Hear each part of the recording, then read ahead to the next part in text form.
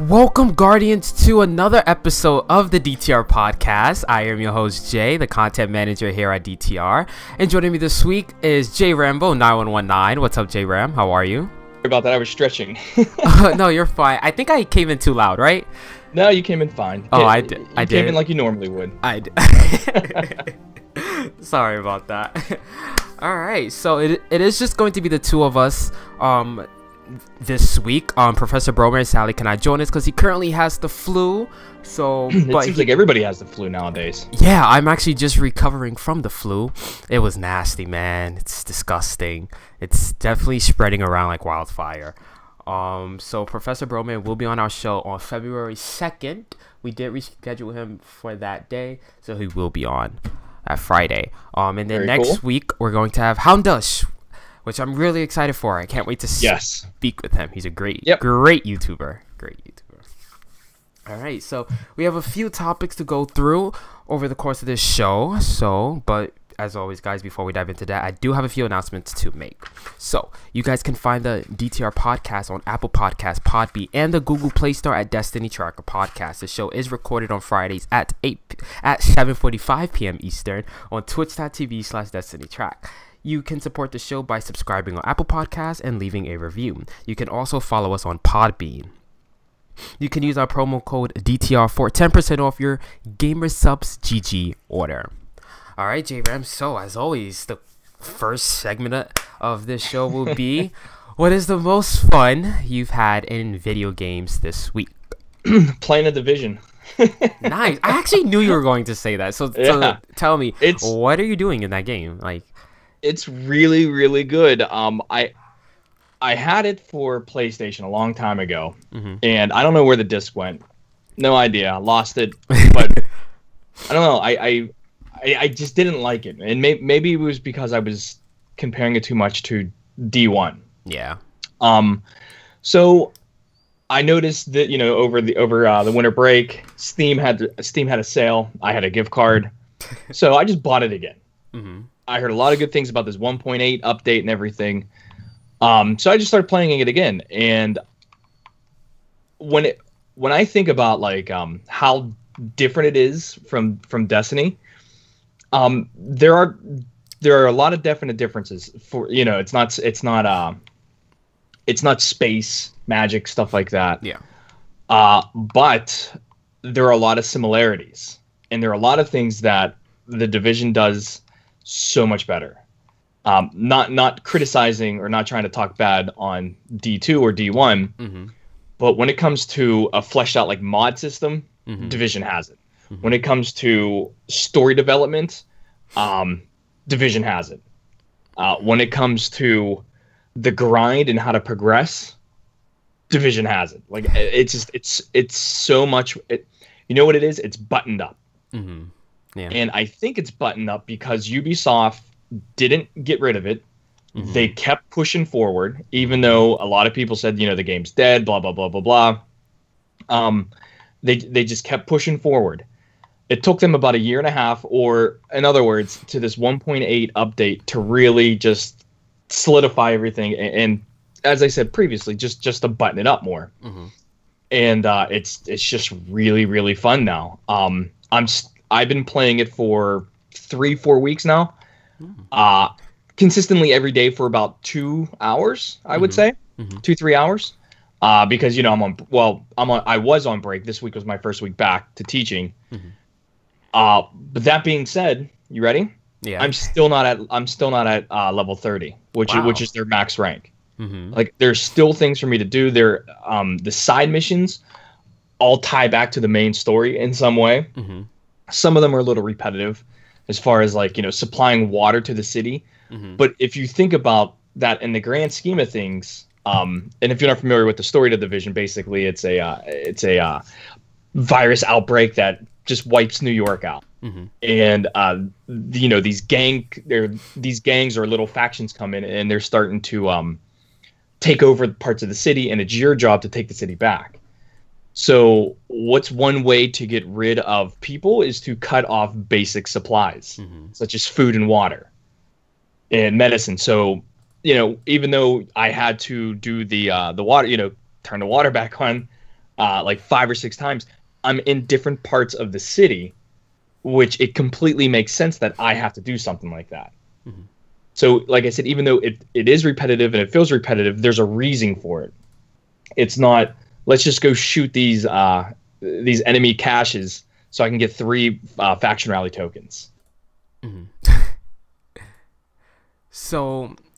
So how is the end game in that game? I don't want to speak on it because I haven't gotten there yet. I know there is there's this whole new horde mode and everything, and from what I understand, it's really, really good. But I'm not at that level yet to get there. So and it's a really good game to play by yourself. To play with friends, you can definitely rank up very quickly with friends. Because there is that delta scaling. So if you can get a level 30 friend in there, and you're a really low level, they can put it on their difficulty, and you get all of their XP and everything. So a mission that might take you or might give you 10,000 XP could potentially give you 60, 70, maybe even 100,000 XP. So you can go from rank 5 to rank 15 like that. That being said, I don't think that's the way to play the game. You know what I mean? You have the season pass? No. Nope. Oh wow. $20 or $20 or $30 it cost me on PC. And I don't get any of that DLC stuff, but I do get the any update, and the most important update, the 1.8, it's free. Wow. And that's the big one. And that update, since it added a brand new area, right? I was hearing added a brand new area, brand new modes, brand new weapons. I mean, everything. Oh wow! I need to get back into that. I have it on Xbox. It's massive. There's a new do you remember the recalibration center? Yes, it's the post office. Yeah, now now there's that, and then there's the optimization center, which is a little bit more costly, but now you can fully optimize your loadout.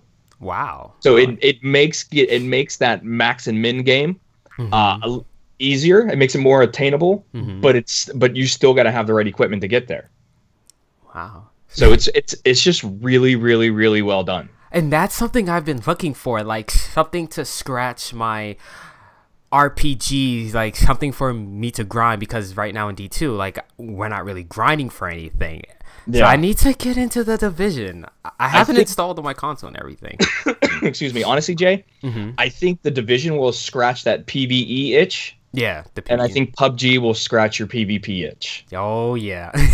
Because that for me it's Division's scratching the PvE, and then Call of Duty World War II is doing the PvP for me. That's a fun game. Yeah. I love it.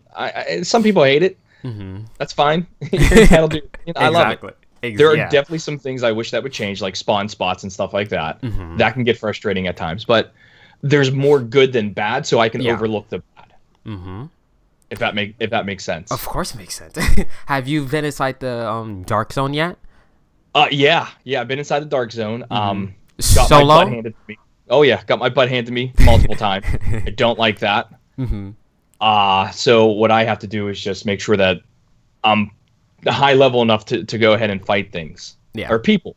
I just hate the people that like spawn, or I mean they spawn trap you. So whenever you walk through like one of those doorways to go into the Dark Zone, they're already waiting there for you, and as soon as you come out, they just start shooting you. Oh. Which that gets frustrating. But what's nice about it is I know you don't need to go into the Dark Zone anymore to be completely optimized. That's good. That's what the optimization. That's good, because that pulled me away when the game first launched. Yeah, it was frustrating. Yeah. Put it this way: it was either 0 or 100. 0 if you were the guy getting beat, 100 if you were doing the beating. But yeah, that optimization station now helps out with that, so you don't have to worry about going into the Dark Zone anymore. One of the coolest parts about that game is I love the transition between PvE into the Dark Zone, where it's like there's seamless. You just walk through the door, and that was always like one of the coolest things to me. I thought that was pretty cool. Yeah, it was really cool. In fact, the open world design to me is similar to how Zelda's open world design is, where you just literally run from place to place, and you seamlessly load into new areas. And by you moving around the map, you're moving into more difficult areas. Same thing with Legend of Zelda. That's where, you know, Division's different from Destiny, where Destiny, you fly into planet to planet, which is what I would expect given a space age magic type game. Like, that's what I want to see. So, you know, I do wish the worlds in D2 were larger. Not that they're not large now. It's just they're so large that it still feels like D1, where it's like there's not a lot going on. Yeah. I was talking. You really you really want the world to feel alive. Yeah. Good way to put it. Yeah. I want the world to feel alive. I was talking to some of my clanmates in Discord over the week, and boy, I love the sense of exploration you get when you travel into a lost sector. It just sucks that the only thing to do in that lost sector is to kill an enemy and open a chest. That's it. Yeah. I don't even kill all the ads anymore. I just go straight for the boss. Oh yeah. Just if I got a super or rockets, I go straight for the boss. I just go straight for the boss and just kill them. But when you walk into one of those lost sectors, the music changes a little bit, and there's always like a little bass drop or something like that. When you go in, it's like boom, and you know it's something different. And like it just sucks that the only thing they're good for right now is faction rally, and that's it. Like I only hit lost sectors one time a week, once, and that's when faction rally hits. Well, that is a whole nother topic that I can't wait to get into: faction rallies and lost sectors. All right, well let me ask you the question then. What have you been playing this week? What fun in video games have you had? I've been playing again PUBG and Fortnite. I've been just both games just back to back. I just love the battle royale games. I'm just like, that is scratching my PvP itch right now. I just love the competitiveness of PUBG. Like, it's such a satisfying feeling when you get that winner chicken dinner. Like, it feels like going flawless in trials or something like that. Like, how does the chicken taste? Good. It's good. it's pretty like tender on the inside. It's good. Nice and juicy. Yeah. Now, you recently just got your first Yes, I did get my winter chicken dinner last night. Congrats. It was weird because my cousin and we didn't have any good gear at all. Like, I was running around with a terrible SMG and I had the SCAR, and it was weird. Like, the safe zone was such an open area, but of course it's PUBG, so you kind of have to like camp. And then it was just me, my cousin, and then some random guy, and we just killed them. And I got the winning kill, which I was happy, and we got it. It was fun. And then I go to Fortnite if I really want like a casual game to play, like a casual competitive. That's when I go play on Fortnite. But I love PUBG. I've been loving that game. Now, if you were to give anybody advice with PUBG, like on how what's the best way to play that game, you know, whether it be run and gun or find a place in camp, it depends on your play style. Like me, I always play passively, but if I see someone, I'm going to kill them. If I have like a SCAR or an AKM or something, if I see someone, I will kill them. And I always try to look for scopes in that game because bullets have travel time and things like that.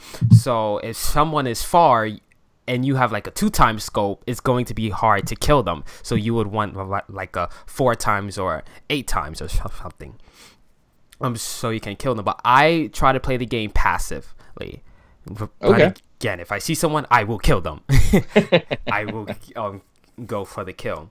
And I usually like jump out in areas where it's not like in populated areas. I try to go to like small houses outside certain areas, and I always look for a cart. Like as soon as I get my loot a house or something, I always try to look for a car so I can go straight to the safe zone. That's just how I play. Yeah. Okay. Because I've never played. I have Fortnite downloaded on my PC. I played it like a couple of times. Yeah. And it's my fault because every time I go to play it, I have to leave my house like 5 minutes afterwards. Yeah. So maybe I should give it another chance. Fortnite goes by a lot faster than PUBG. PUBG is just a lot more competitive and all that because you need different scopes, attachments. You need a foregrip on certain things if you're really trying to go for like a long range kill and all that. And in Fortnite, it's not really like scopes or anything. Well, there are scopes, but it's not like you can't like customize your guns or anything. Right. It's like, yeah. If it drops, it drops. That's what it is. Yeah. But yeah, I've been enjoying those two games a lot lately, so I'm gonna give the Division a try though.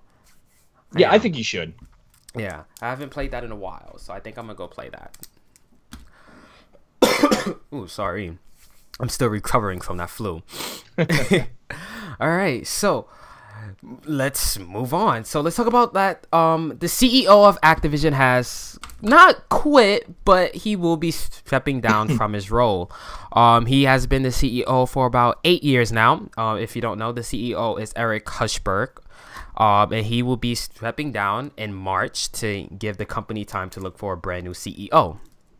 I don't think that's really like any like big news, anything there. He is leaving the company on good terms right now because Activision is doing great right now. Like, we can say whatever we want about their games, but as a company, they are doing fantastic. They are earning billions and billions of dollars a year on microtransactions, on games. Right now, World War II is still, I believe, the #1 most sold game on console right now. For the past 2 months. Destiny 2 did amazing during its first quarter that it came out. And as we all know, they just released Crash and Bandicoot. Is that the name of it? I have no idea. I think so. They just released that. So again, that company's doing great right now. So I wish Eric the best, and let's see where he ends up next. Let's see where he goes. I'm really curious to see who's going to be the next CEO. I'm really curious. So, yeah. Well, I think that might actually benefit Bungie in a way. I was thinking that, but then I'm like, I don't think so. And I say that because they still have a contract. Well, yeah, but let me give it to you this way. There was an article written this week by Paul Tassi of Forbes. And the name of the article is "I'm worried about Destiny 2, but I'm more worried about Bungie." Yeah. And one of the suggestions that he kind of lays out is the development cycle and everything, and how Bungie is just so pressured all the time to create this content, and they have a very hard time of creating the content. Even then, this is in our words. Even they said, given the tools that we have, it's too hard for us to do this. So perhaps maybe the reason why Eric is stepping down is there was some outside influence because of Star Wars Battlefront 2, and then the microtransactions and loot systems and Destiny 2 and everything. So if you get a new CEO in there, maybe this new CEO will sit there, look at the grand picture, and say, okay, we know why the previous guy left. Let's take what he did and build upon it. So maybe Bungie might get a renegotiation. Again. Like maybe they can renegotiate their deal, which is exactly what Paul Tassi said in his Forbes article. So this could work out to their advantage. Now, that being said, I think the number one thing that's hurting Destiny 2 with the fact of content development is the fact that their engine that they're using, which you fought, and you because people are saying that it was a brand new engine. And you said no.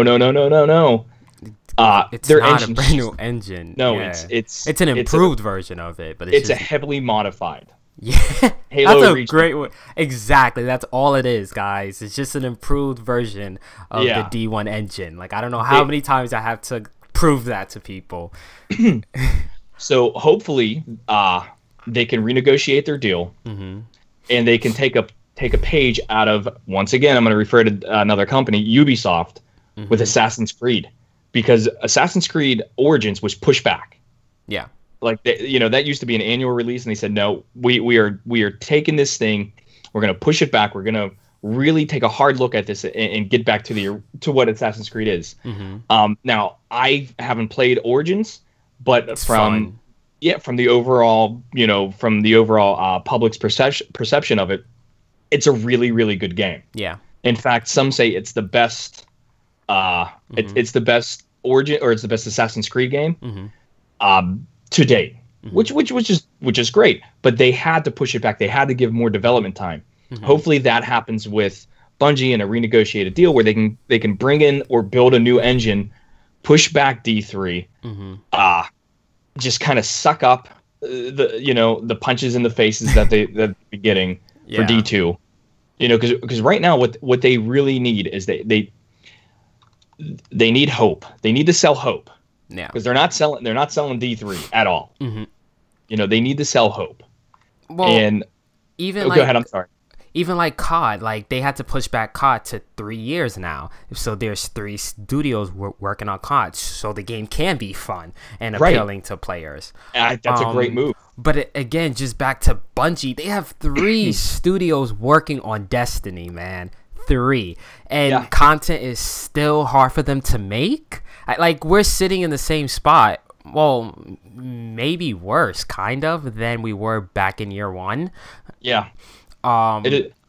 There's a phrase that I've heard people use where I live, and they say it's a poor man that blames his tools. Yeah. Meaning that if you don't have the right tools, get new ones. Figure out a way to satisfy that customer. Yeah.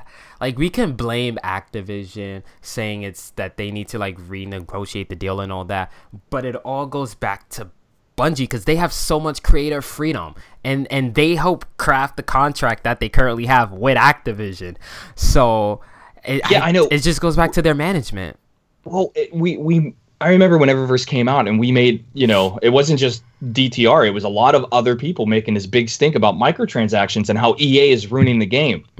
But as more and more information comes out, I don't think EA really played a part in any of it. Why do you say that? Well, whose idea was it to put out microtransactions so they can meet the so they can meet the projected gains? Bungie's. It was Bungie's idea. As far as from EA's perspective, if Bungie is coming to me, if I'm EA and Bungie's coming to me and saying we are not going to be able to make to make this quarter's earnings call unless we put in microtransactions, which is another way to generate money, then I'm going to say, hey, do what you got to do. I don't care what you do as long as you're not A, hurting anybody in the process, and B, not robbing anybody in the process. You got an earnings call you got to meet. This is the deadline. Do it. I think you agree to this, not me. I think with EA it may be different though, because their games have free DLCs. Not all of them. Well, I mean, that's a new thing. Well, Titanfall 2 worked out fine, all right? Like, there's really no microtransactions in that game, if there are any, actually. Now, people can say that, well, Respawn wasn't owned by EA at the time Titanfall 2 was being made, which is true, and now they are owned by EA.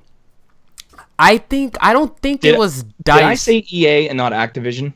Yeah, I thought we were talking about Activision. EA. Oh, I thought we were talking about EA now. Oh, sorry. No, I meant because when you start talking about EA, I'm like, why is he talking about EA? No, I'm talking about Activision. Yeah. Sorry. Yeah, my bad. That was my fault. But you get what I'm saying. Yeah. Bungie's the ones they're the ones that came up with a microtransaction system. Yeah. So this is what we'll do. So we make those earning calls. And Activision says, okay, fine. Now maybe Activision had a hand in, let's make it loot boxes instead of a more dedicated pipeline. I don't know. For D2? Yeah. Well, just for Eververse in general. Because in D1, Eververse was, here's what you want, you can buy it, correct? With the emotes, yeah, but I have a feeling during events like Festival of the Lost, it was a loot box. Okay, see, I think it was a loot box. Yeah, I don't buy anything, in Eververse. I am not the guy that they think is going to buy something. So, I don't even look at the store. Yeah, I don't. I haven't touched the game in a while. I'll admit that. Yeah. Oh well. But Bungie is they also have a job. Well, they have a few job openings, a lot actually. But the one that caught the community's eye was they're looking for another community manager. Now that's pretty interesting. Now no one is leaving. Okay, Cosmo and all of them, they're still there, but they just need extra help. Here's the thing though. another community manager is not going to fix the end game. Another community manager is not going to fix PvP. Another community manager is not going to help out with mods 2.0. Mm-hmm. Another community manager is going to be saying the same things that Cosmo, that DMG guy, I forget his name, Dylan. Yeah, Dylan or Deej. Mm-hmm. Now, and here's my thing. All right, mm-hmm. I've worked in a professional setting for a long time now, mm-hmm. And one thing I've noticed: committees breed other committees. That's what happens. Not very few things actually get done. You just form another committee to look at something. Yeah. So if they're just hiring another community manager, all that means to me is that they're hiring somebody else that's going to tell me one thing, and then hopefully I interpret it, one of two ways. Either it's a good thing or a bad thing. I don't think they need another community manager. What they need to do is they need this, like I said, they need to sell hope. Mm-hmm. They need to keep the people that are currently playing this game, and they need to sell hope. And I think that's what they need another community manager for, because Cosmo, like, no offense to them, but they're not that good at selling hope. And you think hiring one more is going to change the game? If that person could get their life together, has their life together, I really do hope so. Like, personally, I am thinking about applying. Like me. Do it. I want to, but again, I have to see if my life is intact first before I just take that big move to Seattle. But if I do apply and I do get the job, my first project, I will try to push that we need more community and developer interaction. Like, we need more. Like, agreed. They have a podcast. Let's turn that podcast into a bi-weekly thing. Let's turn that podcast into a monthly thing again. Like, they have the resources, but they're not utilizing them. They have a Twitch channel, and they have a Twitch guy there who knows what he's doing right now. He's probably working on mods 2.0. Like, they have these resources, and personally, if I do get the job, I would advocate, hey, let's start using these resources. We need communicate. Right, but you're missing one thing though. The community managers have to answer to somebody. Yeah, and that somebody may be like, the HR team or whatever, whoever's making decisions as to what the public knows and everything. Mm-hmm. That's who the community managers have to go through first before they're allowed to say anything. Yeah. So, in my opinion, it's those people that need to change. Mm-hmm. Deej and Cosmo probably have so much they want to say, but they can't. They're bootstrapped. And hiring another community manager is not going to change the bootstrapping at all. It's just going to say, okay, here's a third or fourth person, and we're going to tell you what to say. It almost seems like Bungie is that guy in the room that thinks he's smarter than everybody else. Yeah. Now, I don't think Deej and Cosmo know too much, because Luke Smith, I think it was in the October podcast, did say that they need to let Cosmo and Deej know more info, because they're left in the dark. Also, who is they? That's what needs to change. Is the they? Mm-hmm. Who is that? That's management. That's your project leads. That's your producers and all that. And again, so hiring another community manager is not going to fix that. That's true. Like, hopefully, whoever they do get as a new community manager will push and work hard to let these people know, look, that person needs to be a fighter, and tell them, look, you need to tell me what is going on so I can tell the community what exactly is going on. Yeah, and I'm afraid that when the person that they get, if they do say that, the response is going to be, we will let you know when we know. I personally could not accept that answer. As a community member, yeah, like, they need a person from this community who knows this community well, and just certain phrases that they use just does not work anymore. Like, telling us, oh, we're going to keep this as a surprise. We're going to keep mods 2.0 as a surprise. We're going to keep the sandbox as a surprise. Those answers, that does not work anymore. You're right. You're that right. does not work anymore. And that's what I mean by they need to sell help. or help. They need to sell hope. Listen, they need a lot right now. Here's a really good example of them trying to sell hope. Chris Barrett, all of a sudden, he's like a little chatterbox on Twitter. He's letting everybody know what's happening. Before that, it was D1 all over again. I've never seen a company make mistakes and then not learn from them and make the same exact mistakes again. And then I've never seen a community that is so open and says, "Oh, it's okay." You know, and I'm with them on it's okay, you've made a mistake, but you have to learn from it. And they're just making the same mistakes all over again. I feel like anytime there's good, there's always bad like a week later, because they just came out with that dev post and there was so much hype surrounding it. It got okay feedback. It's like it turned everyone hype. But then a week later, they just dropped the bomb on faction rallies, and it is a disaster.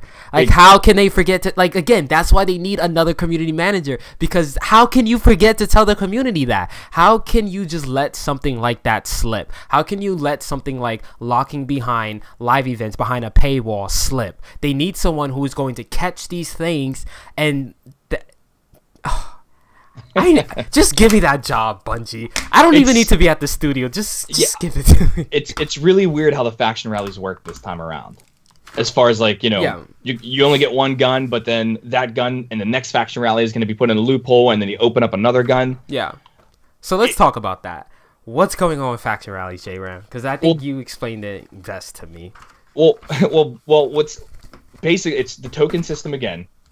I think there are two major flaws with this, and this isn't my opinion. This is what, you know, I've been reading on Twitter, Forbes magazine, Kotaku, everything. Is first, it's the token system again. So you go out, you do lost sectors, you know, you do public events and everything. You earn tokens towards your representative faction that you chose to align yourself with. The first major problem is that there is a 10-minute lockout in lost sectors, meaning that if you hit 2 lost sectors within 10 minutes, you will get rewards. You will get the full rewards out of that cash. However, you are now locked out of any lost sector for 10 minutes. And this decision was made in response to the token farming that, you know, in the previous faction rally that everybody did. I think it was in the Winding Cove on Earth, where you could literally just run back and forth in a door, and you can basically get 500 tokens in an hour. So this is Bungie's fix for this. My question is, number one, where did they get the 10-minute threshold? Yeah. Lost sectors don't even take 10 minutes. If you want them to take 10 minutes, design them to take 10 minutes. No. So it makes me think a couple of things. First, either you just picked a random number out of your butt, and that's what you put in there. Yeah. Or the second was 10 minutes felt good, okay, but your play testers took way too much time, and they don't, you know what I mean? They might have did a lost sector public event, lost sector public event, lost sector public event, but even then, it doesn't take that long to do any of that stuff. I can do 2 lost sectors and 2 public events in under 10 minutes. Yeah, given the fast travel system that we now have. So my second argument then is, well, if you pick this random number of 10 minutes, did you even play test it? Yeah. Did you even check to see is that the minimum threshold time? To me, it seems like maybe 3 to 4 minutes would have been good. You know, because then you can do, or 5 max. You could do lost sector. Oh, look, there's a public event about to spawn. I'll go do that, and then by the time I'm done with that, I can go back and do a lost sector. What I think they should have done, honestly, Jay, not fixed it at all. Let us just farm it. Work on other stuff. Tell us things you're working on. This was another way of Bungie saying you have to play the game the way we want you to play, because we're smarter than you, and therefore we're going to restrict the way you play our game. And it wasn't even game breaking, because there's a limit on faction rally packages. So yeah, it wasn't game breaking at all. They should have just left this the way it was. Exactly. It wasn't hurting anyone. No. If we want to farm, let us farm. If we wanted to do lost sectors, or we want to do only public events. Just let us do only public events. Let us play the game that we want to play. Work on other stuff. Yeah. Because this really just when you add this along with the weapons within this faction rally. Now, here's another point of discontent within the community. Mm-hmm. They opened up, obviously whatever faction wins, you can get that gun, which they're all auto rifles right now. You can get that gun for a very cheap price. Mm-hmm. The other people can buy it, but it's like 50,000 glimmer or something like that. Yeah. But that's the only new gun. That's it. Mm-hmm. There's nothing new. Well, isn't the sidearm new? Isn't there a sidearm in there new? It's called the Conviction or something like that? Maybe. Yeah, probably. Yeah. But what I'm saying is there's only one new gun. That's it. Yeah. Now, if you want to get this new gun, in a random drop, you have to get that in the next faction rally. Mm-hmm. So the gun that you can get right now, or the gun that you're striving for right now, the auto rifle, will be put into the loot pool in the next faction rally. Mm-hmm. And then whatever gun that is being offered in the next faction rally, once that faction rally is over, that gun goes into the loot pool or loot pool. So in my perspective, why play any faction rallies and just play the last one? Because then all the guns that you could get will be in the loot pool. Mm-hmm. Once again, did you not play test this? Did you not think about that and say, well, if we're going to open up all the guns at the very end, why should anybody play previously to that? It doesn't make any sense. Mm-hmm. Unless decisions like this, even though this should not be an excuse, were made previously to Curse of Osiris, like right before Curse of Osiris launched. And that could be the case, in which we have no idea because they haven't said anything. If Bungie would come out and just say, this is the way we designed it. We screwed up. We thought, people would play this a different way. We'll fix it on the next turnaround, but for now, this is what you got to do. Yeah. The community would be like, okay, this sucks, but we'll deal with it. Mm-hmm. Not just leave us in the dark. They were silent for 24 hours, right? Because they didn't talk about this until Wednesday. And Faction Rallies launched on Tuesday. So that was 24 hours of us being left in the dark. Right. You're never smarter than the internet. People better realize that. Exactly. There are a lot more brains on the internet than there are within a company. And notice every single time there's like a major F-up or something like that, the community finds it within a day. Yeah.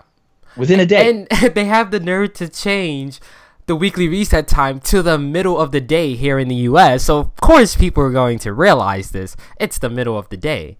Yeah. It's not like it's like 4 o'clock in the morning. No. Well, the change in reset time is irrelevant. I know, but I'm just saying, I people are going to find it much faster. Yep, more people are playing.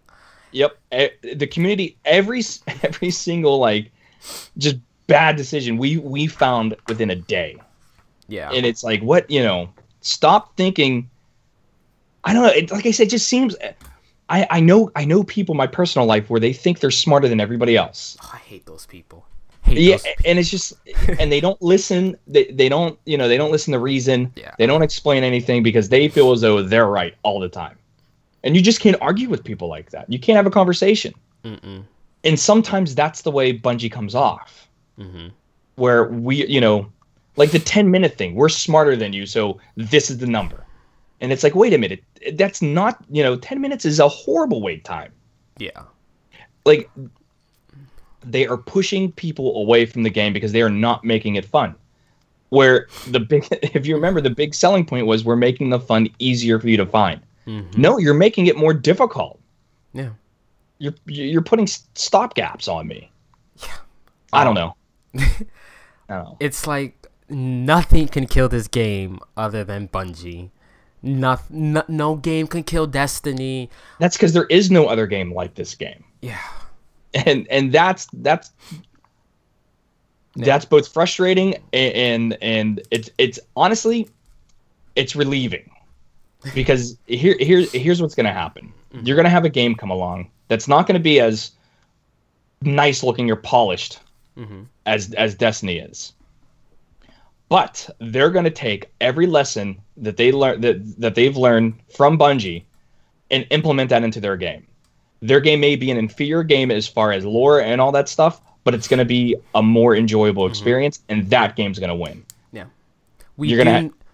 we do know that Anthem is currently learning from their mistakes. Well, Bungie's they flat out said it. Yeah, they're learning from the mistakes of Destiny. And there was one more game. I think it was the Division, right?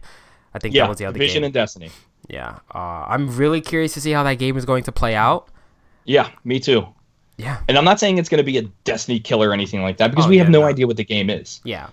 But it scratches the power fantasy, the space magic, all that stuff. Look like the RPG also, like all that stuff is like, yeah, it almost seems like it's gonna have the space magic and stuff like that Destiny has with the RPG elements of the Division, which might put Anthem in its own category, of gaming. Yeah, which is exciting. I mean, here's one thing I'm not going to do, Jay, because I learned from Destiny 2. I'm not going to pre-order the game. I'm going to wait 2 months to see what it's like, and then I'll buy it if it's received well.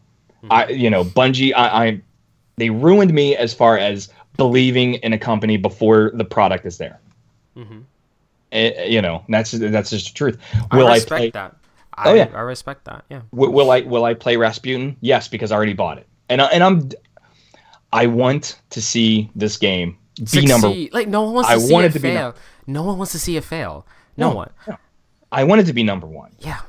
But I also want to stop. I want to see them stop tripping over their own damn feet. Yeah. Oh yeah. So one last topic I do want to talk about is seasons. So right now we do know how seasons work. It's about it's about like 3 to 4 months long. There's content in it such as live events, there's brand new content in the bright engrams and things like that. So on paper it looks good, but right now playing out, seasons isn't doing that too good. It's way too long to get a sandbox update. It's way too long to get new refreshing content, because it seems like faction rallies is not. Am I wrong by thinking that they said with every season there's going to be a sandbox update? No, they did say that. I thought they said that. I don't know where, but they did say that.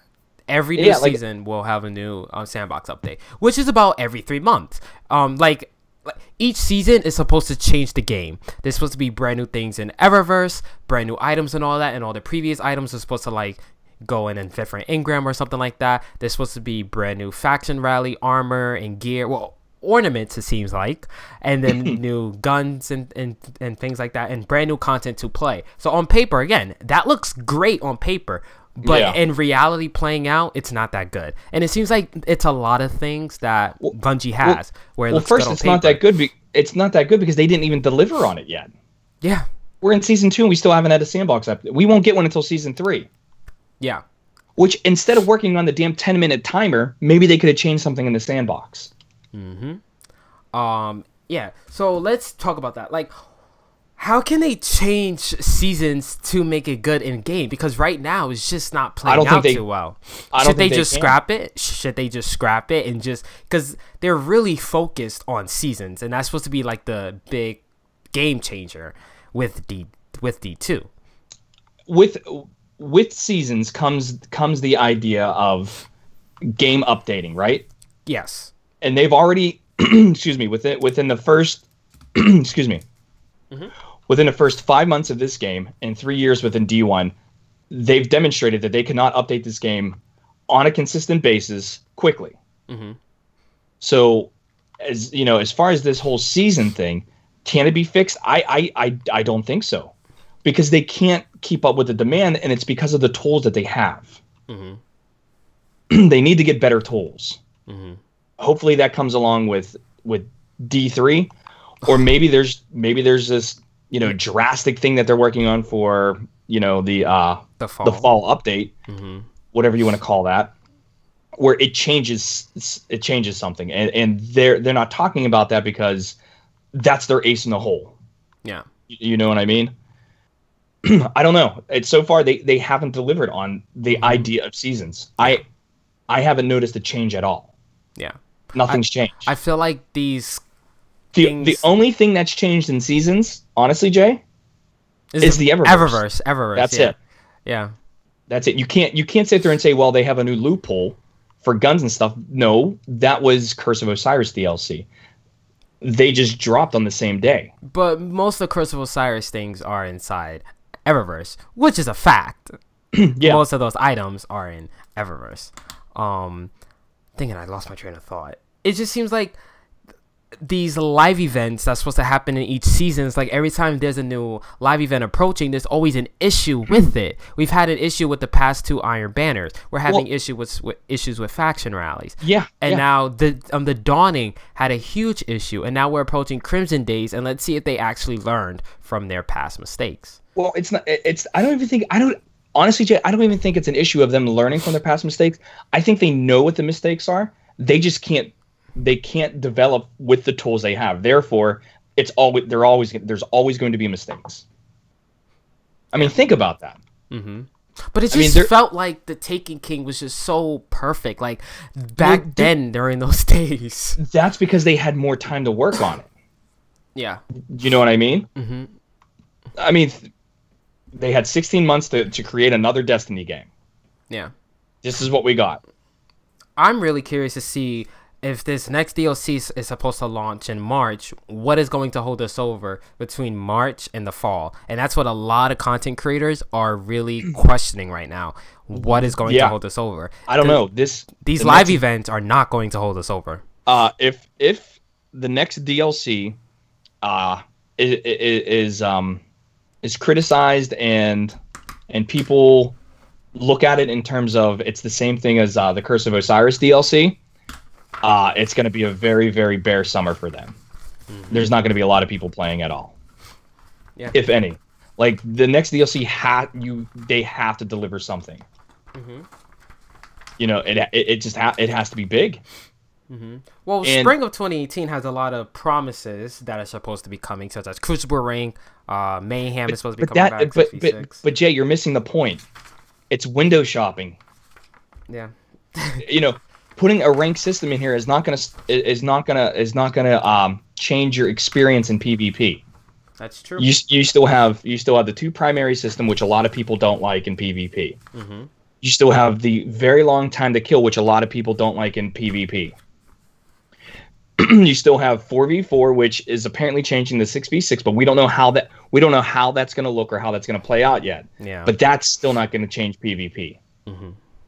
And now, and you still have peer-to-peer connections where your IP is exposed. That's not going to change PvP. There are fundamental issues that have to change before that ranking system is really going to take off.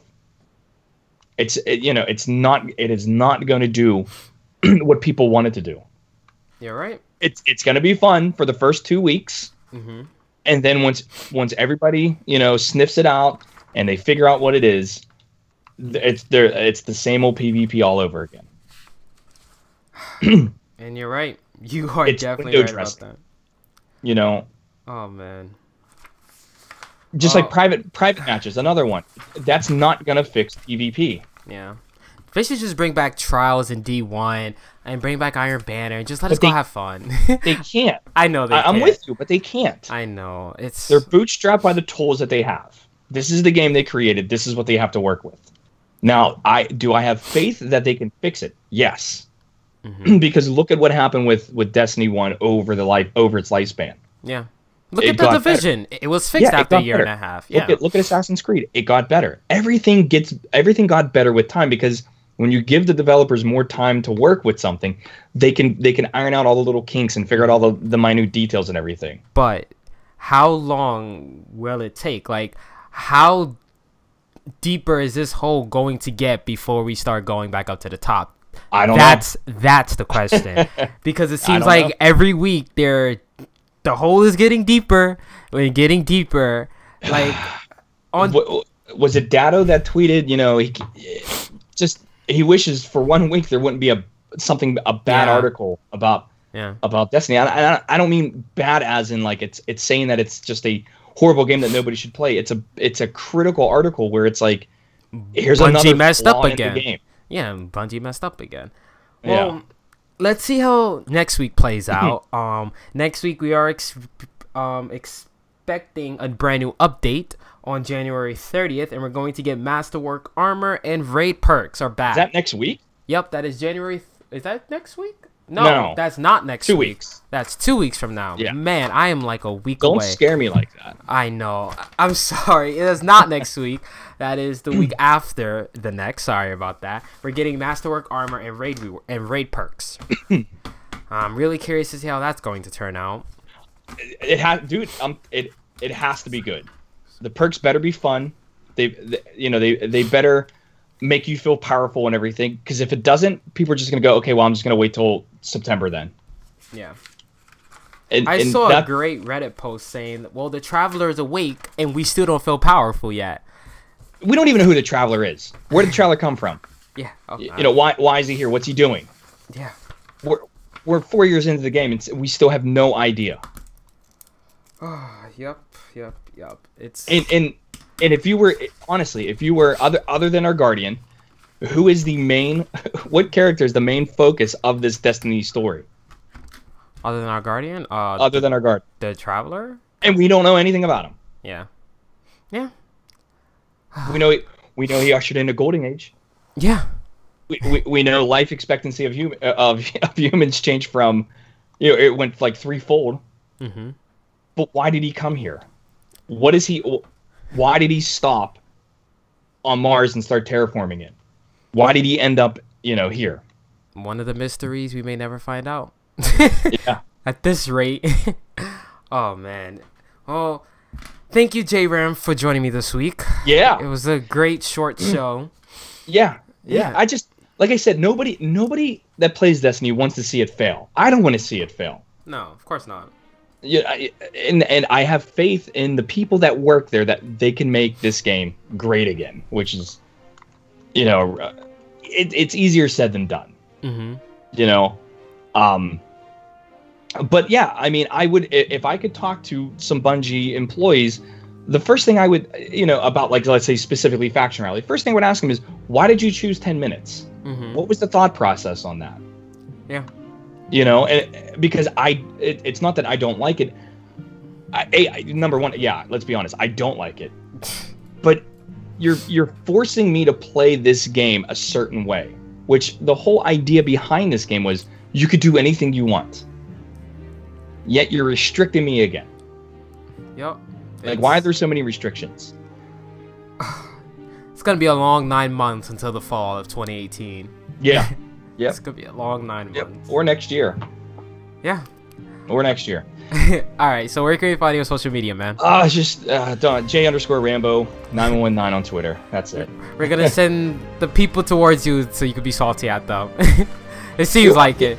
Seems like it. You know what? A lot of the problems and a lot of the issues, definitely comes off salty from my end. But I've been saying this for months. Yeah. And now there's a lot of people that are starting to. Have you realized that like we were always looked at as the bad guys, but then over the past few months, people started siding with us? Yeah.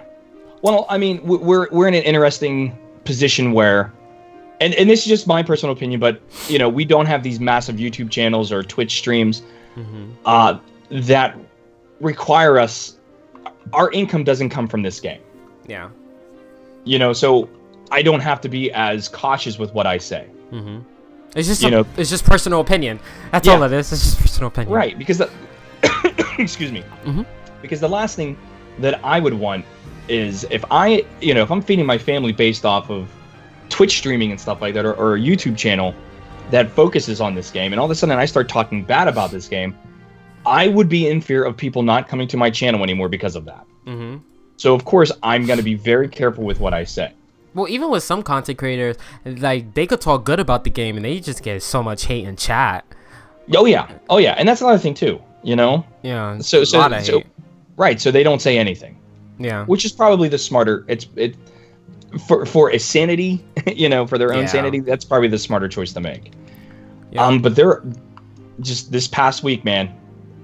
A lot of YouTubers, a lot of streamers, they've put their State of the Union address out, and they're not trying to distance themselves from Destiny, because they're still going to play it. They still say they love the game and everything. They just need like a rebrand. And I buy into that. I agree. What's that? They just need like a rebrand. They're just trying to like rebrand themselves. Yeah, because it is getting frustrating for them, and I couldn't imagine the frustration they must feel when they boot up D2 and they get on their channel and they're excited to play because this is what they love to do. And somebody says, this game is dead. You're an asshole. You know, blah, blah, blah. And let's be honest, this game is not dead. The only way this game is going to be dead is if Bungie says we are no longer going to make content for this game. That's when it dies. Oh, yeah. And that's not going to happen. Well, Destiny 1, like, there's no content in that game, and that game is alive and well right now.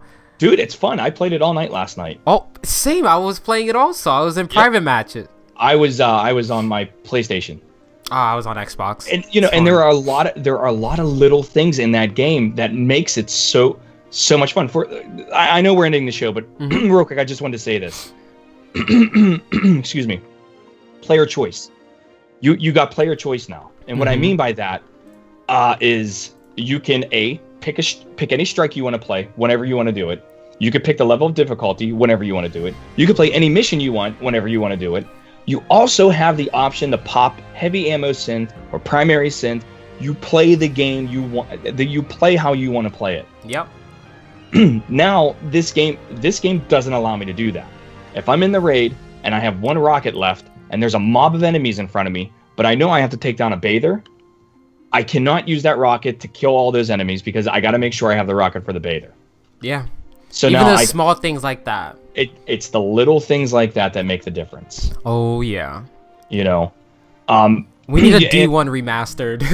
Yeah, and you feel powerful when I go into a patrol on Earth, which is the easiest. You know, it's the easiest planet as far as like, you know, like enemy level, because you could see the number of the level they are. I can sit there and let a Dreg shoot me for 5 minutes, and I just aim my gun and poof, he's done. You can't do that in this game because everything is on par with you, and you never feel stronger than the enemy. Never. Drives me crazy. Not even in the raid. No, and it's the little things like that people miss. Yeah. You know. So oh yeah. We'll see what happens in the next coming months, but they have to stop restricting what we do, and just let us play the game the way it is right now, because there's no fixing it. Just work. You got to work on selling hope. Yep. All right, guys. Got to work on selling hope. So you guys can find me on Twitter at J_DTR, Destiny Tracker on Twitter at Destiny Track, on YouTube at Destiny Tracker and the Tracker Network, and on Twitch at Destiny Track. All right, J-Ram, thank you again, man, for joining me this week. We will be back next week with the YouTuber Houndush, and then the following week we will be back with Professor Broman. I'm really excited for those next two shows. Two very exciting guests. I can't wait to meet them and talk to them. Indeed. All right, guys. Thank you guys for listening to this episode of the DTR Podcast. My name is Jay. We'll see you guys next week, 7:45 p.m. Eastern, twitch.tv/Destiny Track. Bye. See ya.